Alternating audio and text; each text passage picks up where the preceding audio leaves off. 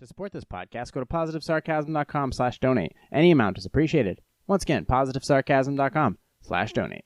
Thank you and enjoy the program. This episode of the podcast is brought to you by PB and Joey. Simple, honest, and delicious. Go to pbandjoey.com for more information and check out the trail mix. $35 or more gets you free shipping. That's pbandjoey.com for more information. pbandjoey.com.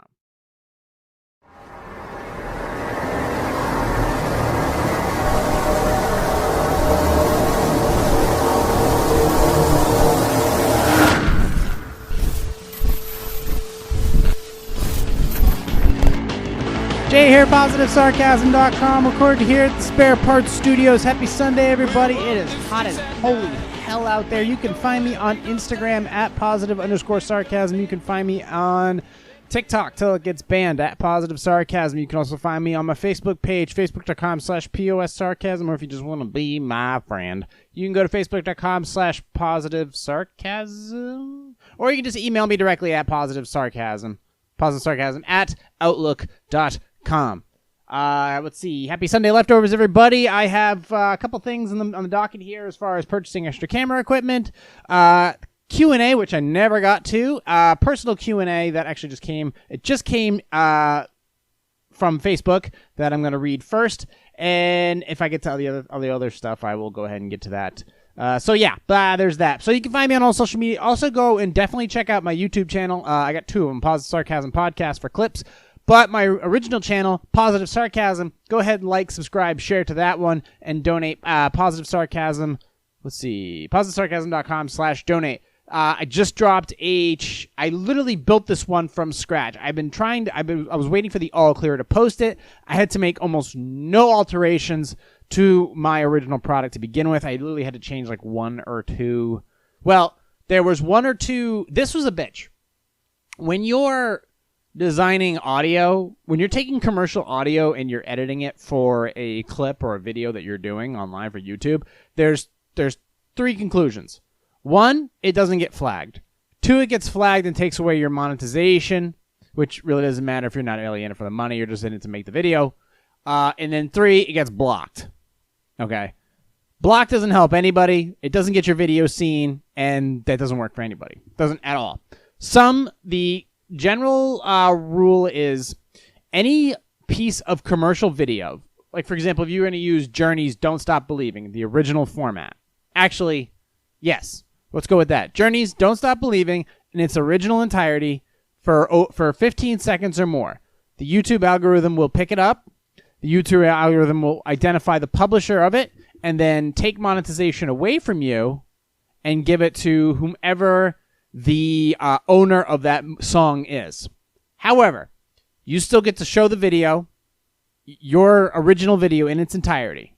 Okay, great. If you want to make all substitutions or dub out the music, okay, yeah, that's another route. But you still get to post the video. You don't get any of the money. It goes to the original publisher of the song. Okay, you still get your video. Done. Then there's the other one where if it's more than 15 seconds and the algorithm picks it up, if that company says, no, you can't show this video at all, you can't use this music at all after 15 seconds, they'll block the video. So nobody wins.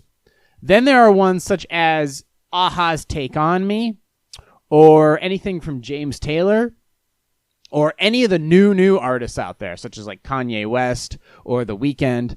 If you use their music, and if they even hear like maybe 2 or 3 seconds and the algorithm picks that up, like not 15 seconds, we're talking like 2 or 3 seconds, instant block. Instantly blocks it. No non-commercial use or no mute use at all. Personal, educational, commercial, doesn't matter. Automatic block.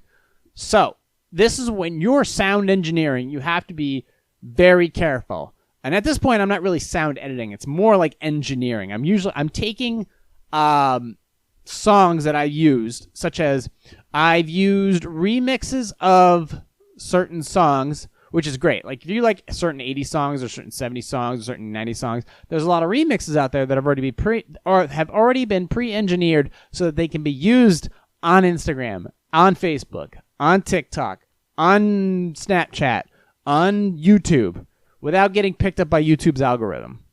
By just slowing down the video by just slowing down the video or slowing down the song, YouTube's algorithm will still pick it up. And I mean slow, like minus 50,000. It'll still pick up. The algorithm squeezes it back together, picks up on the beats, and flags you for it. So how else do you fix it? How do you fix, like, if you want to, well, how did I fix it? I basically I've been using Night Moves. I use Night Moves, a remix of Night Moves by Bob Seger. Classic song. You know if you heard it. And I used it for a tribute video, a nonprofit gig called We Ride On. And I used the remix of it. It was perfect. It was the only song I used. And I split it up in a couple different parts, but the remix cleared in the beginning. I know because I test them before I make them public. So I test the song to make sure that it's good public, and then I go ahead and use and edit it for later. This time I wanted to actually use the actual song and some of the lyrics, just the lyrics, not the actual audio. No drum beats, no... basically just the vocals. Just the vocals.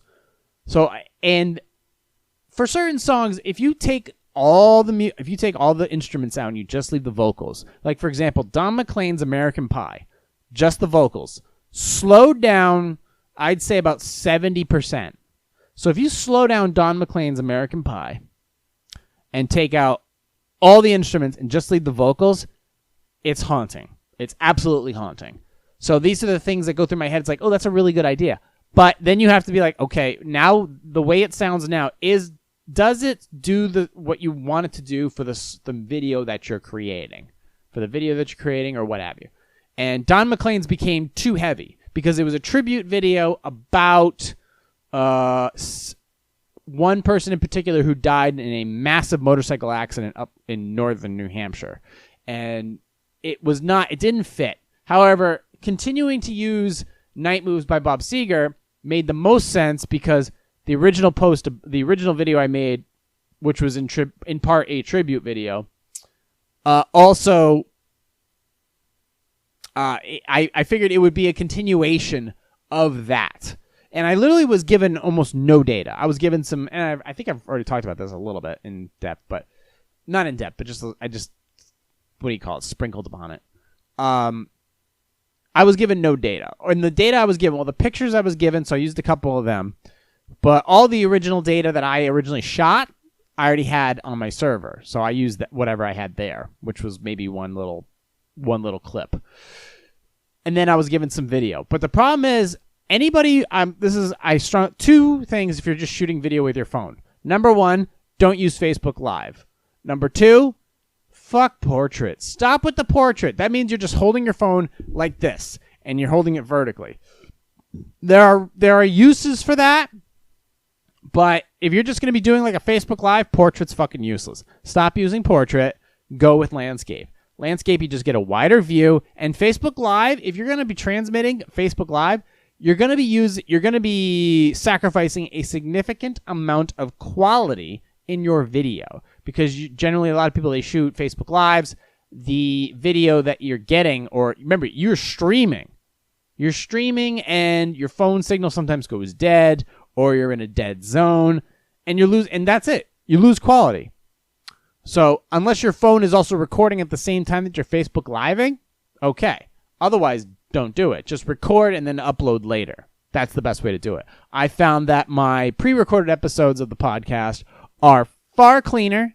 There's no interruptions, and I get to add in the audio later for even better clarity so that you guys get a full, better sounding, much cleaner version of the podcast. I don't have to stream in 720 anymore. I can now record at 1080, give you better video quality and better audio quality. So, landscape and record and then upload later. That's what I would recommend.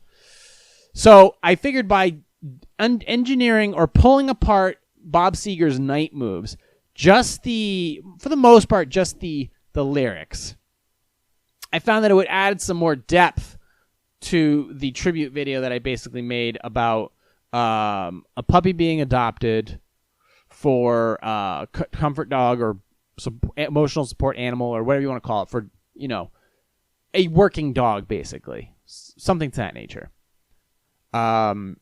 And that combined with the heavy topic of somebody who passed away about a year ago, and then using the continuation of that song, and then pulling it together so that YouTube's algorithm, ultimately, this is what I want to get to, the YouTube's algorithm doesn't pick it up. So if you space apart, like for example, you take talking about the night moves, and you take that. Oh, my puppy is snoring. Hey, Chase, calm down. Streaming. So when you take that chorus line about talking about the night moves, when you have too much to lose or whatever, if you take out certain parts of those lyrics, the algorithm won't pick it up. And then you space it out and slow it down to such a way where you basically distorted the song to it's not even in its original form. Therefore, the algorithm won't pick it up.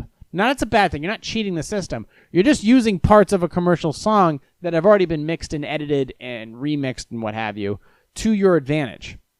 And just using those lyrics, just a couple of them. I mean, literally just a couple, like 2 pieces of chorus and then a closer. And adding that in and then slowing down the remixed version of the guitar to the end of the video.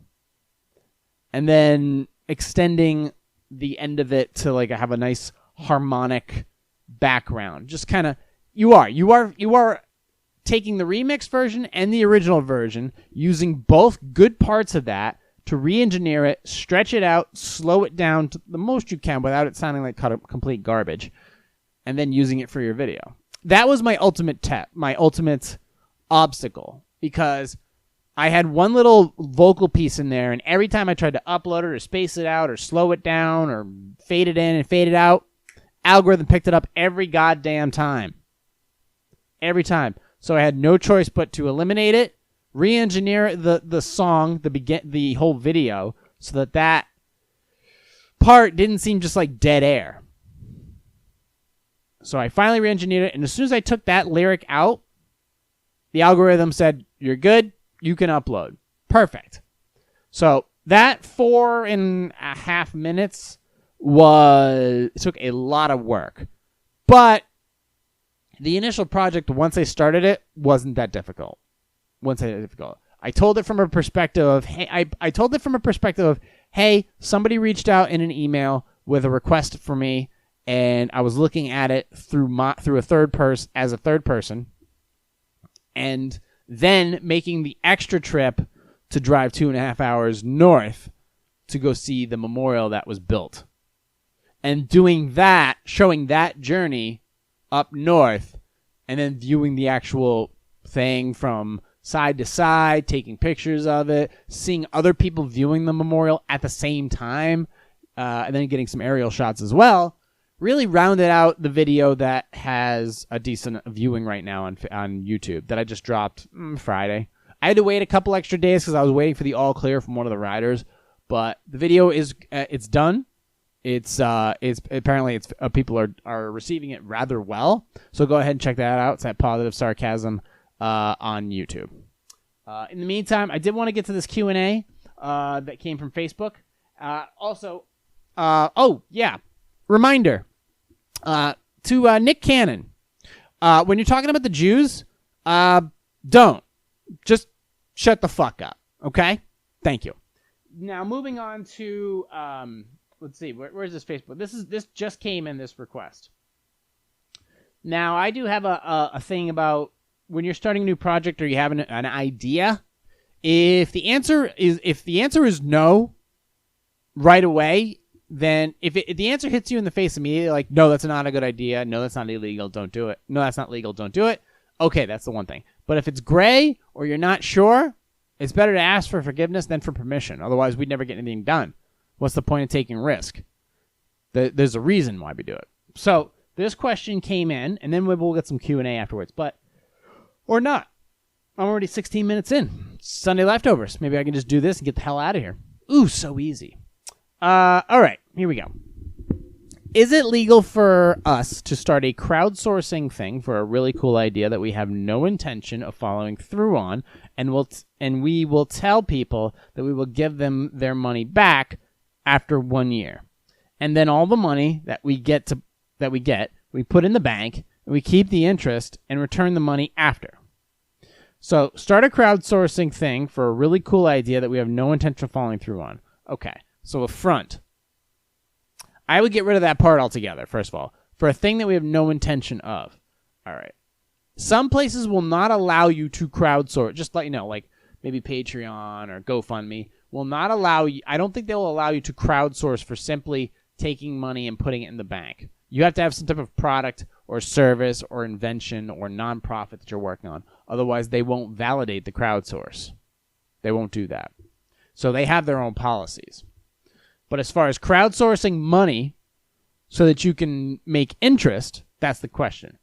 So we will tell them that we will give them their money back after 1 year. And then all the money we get, we put in a bank, keep the interest, and return the original principal. Okay. Well, it sounds like a personal loan to me. I double-checked about without any return of investment, creation of product or service. Right. We would return the initial investment, and then the gains would go for us. Okay. So essentially, that's like a shitty bank, is what you are.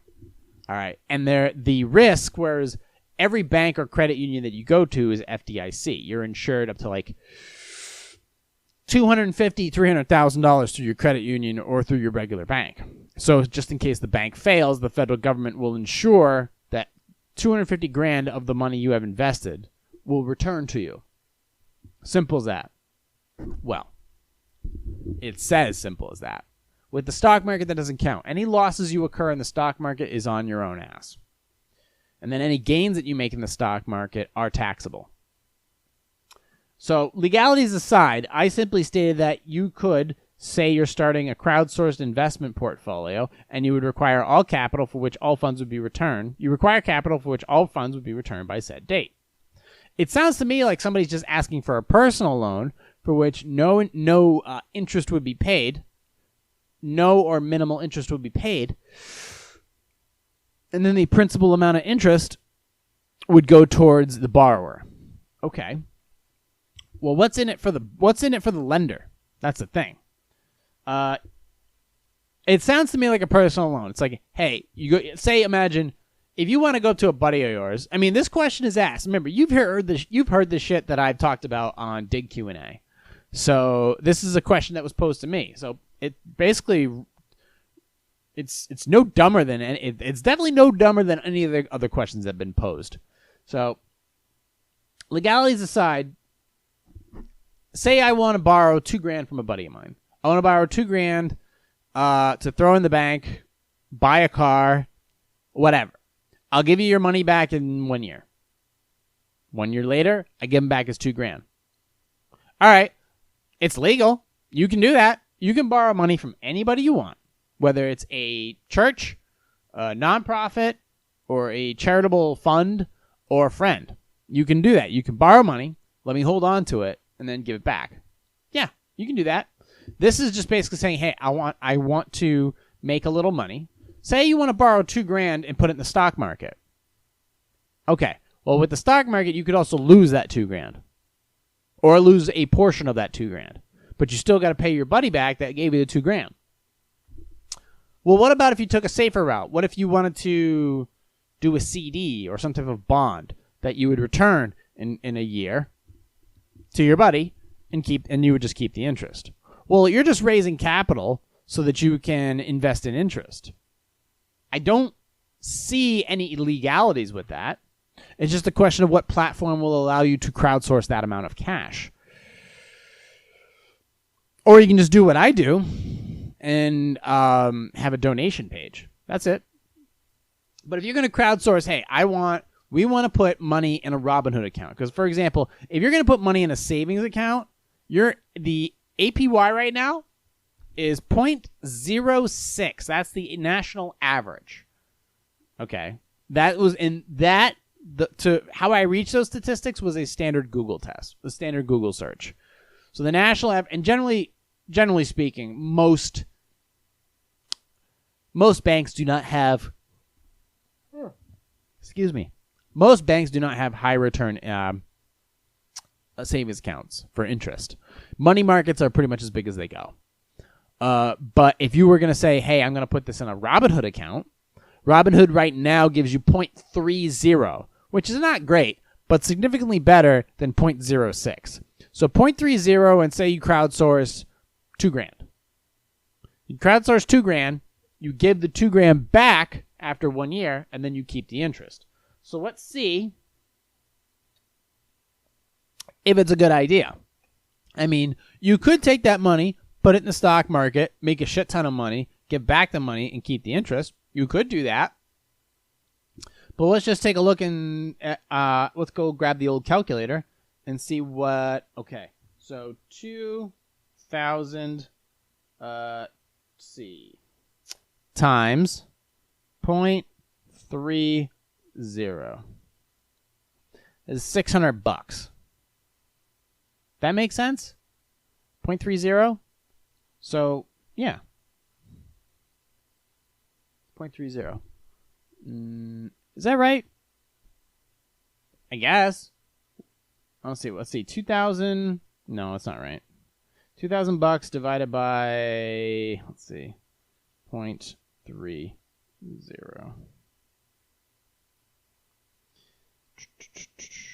Let's see, no. 2,000. Yeah, this is a good pod right here, bro. 2,000 times 0.30%. $6. So $6, I guess. Well, I mean, look at this. That's 2,000 times what, for $6? Okay, so you earn that in what, a month? I don't know. But either way, 0.30 is still better than 0.06.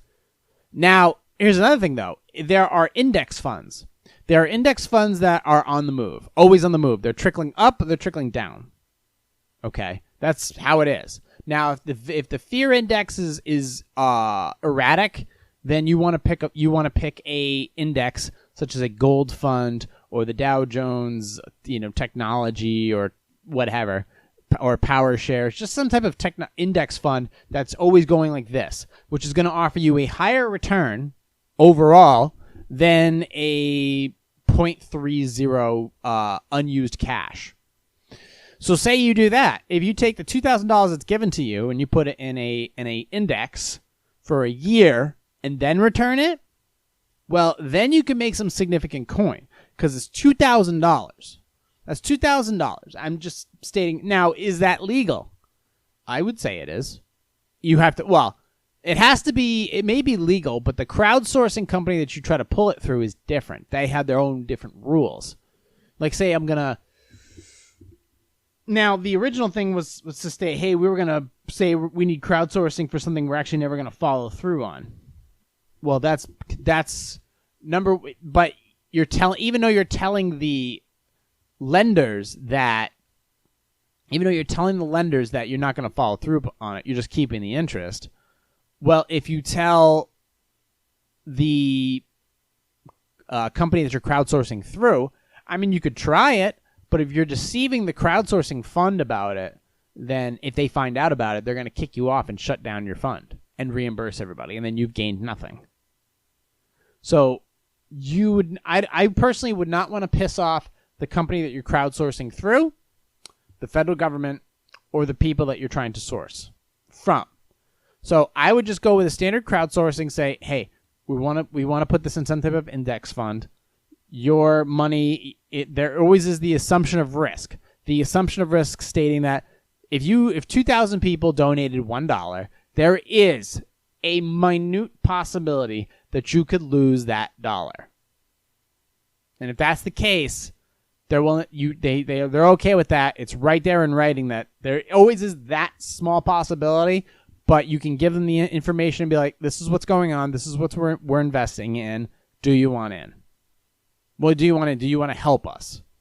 And then people say, yes, good. They give you money and you go ahead and do it. So I would say go for it. I would say give it a shot and see if you, I mean, first of all, getting 2,000 people to agree on anything is a fucking pain in the ass to begin with. But $2,000, I mean, shit. Imagine if I had, just for $1 a person, imagine if I had 2 million people donate $1 to this podcast. If I had 2 million people decide, okay, we're going to give him $1. That's it. $1, and all we ask is that he creates more content, makes more videos, edits more audio, and that's it. Just give him $1. And 2 million people decided that was a good idea. If they did that, great. And in return, I would give you more content. But here's the thing. If you're going to borrow $1 from 2,000 people or what have you, and then just return it with no appreciation on top of that, like, hey, you're not going to get anything on top of that. Well, that kind of sucks. That kind of sucks a lot. So I'm curious if maybe, just maybe, some return of interest would be suitable. Like, if you give us $1, we will give you your 0.30 or 1% or something like that. I don't know. I think some type of return would be justified. And you could say you can invest or contribute as little as $1, and you get this $1 back. So, but always with that minor assumption of risk that this may not work out. So, I don't know.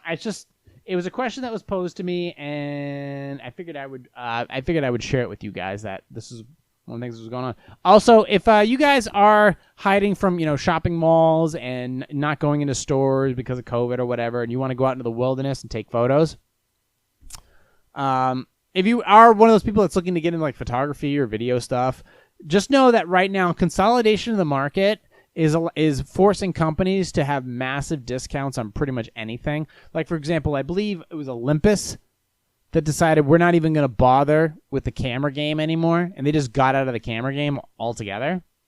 So, which sucks, which means there may not be as much support for Olympus products, but you can still get a camera for cheap, and there's plenty of used stuff out there. Well, another thing, like for example, Canon products, Canon cameras, the classic T6 and the newer version T7, everything is on sale. You're going to be seeing a lot of these deals. So don't pull the trigger just yet, but know that like you're going to be seeing a lot of 20% off, 25% off, 40% off. You're going to be seeing a lot of that. And with cameras especially. Also with new processors coming out for mirrorless cameras, you're going to be seeing mirror cameras, DSLRs as they're called, going for significantly cheaper. There are some companies such as Pentax, which are sticking with the DSLR mirror camera, which is heavier. But for the most part, if you are just looking to get into this game of taking pictures or video, a mirrorless camera, in my opinion, is the best way to go. It's the best way to go. It has a faster process. It's a way faster processor. There's no mirror to cause delay. It's a better quality of picture. Generally speaking, and also mirrorless cameras are generally lighter. Now, if you're shooting video with a handy cam, that's different. That's just a different animal altogether. Handy cams are handy cams. They can take pictures, but they're still handy cams. Mirrorless cameras, they're lighter, they're fast, they're durable. You can pick them up for not a lot of money. So, and especially for video, they're pretty golden. But for pictures, they are spectacular. So go ahead and check that out. That was on Canon because they got like 20% off going on right now. In the meantime, we are at 30 minutes. We're going to close out today's podcast. I think I'm going to go for a run with the pupper around that. There's a lake in Auburn that I really like. And haven't flown my drone in a few days, too. Firefly, as it is now being called. So you can find me on Instagram at @positive_sarcasm. You can find me on TikTok until it gets banned at @positive_sarcasm. You can find me at facebook.com/POS sarcasm and facebook.com/positive sarcasm. YouTube, Positive Sarcasm and Positive Sarcasm Podcast. So like, subscribe, share, donate. Remember, 2 million of you people donated $1. Oh, fucking awesome. Then I can continue to explore deeper topics and give you a real perspective on what I think is really going on in the world. But believe me, I give you plenty. In the meantime, you can find me on if you want to download, subscribe to this podcast. You can download it and stream it right from my website, positivesarcasm.com, or you can find it on iTunes, Stitcher, Google Play Music, Spotify, iHeartRadio, TuneIn, Podcast Addict, CastBox, anywhere where podcasts are available. Thank you for listening to Sunday Leftovers. I will tune into you on Wednesday per usual. And that's pretty much it for today. I want to thank you guys all for listening, watching, and subscribing, and sticking through me through this crazy-ass year that has been 2020. and look forward to the latter half of this shit show of a year. But until then, thank you for listening, watching, and subscribing. If you have questions or comments, email me directly at positivesarcasm@outlook.com. I will talk to you all on Wednesday. Recorded here from the Spare Parts Studios. This has been a Positive Sarcasm presentation.